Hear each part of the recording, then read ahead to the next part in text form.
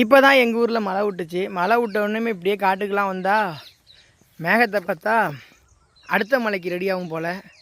என்னடா இது ஒரு கோலம் அப்படின்னு சொல்லிட்டு இங்கே வந்து கிளி கத்திட்டுருக்கேன்னு சொல்லிட்டு வந்து கொய்யாப்பழம் பறிக்கலான்னு வந்தோம்.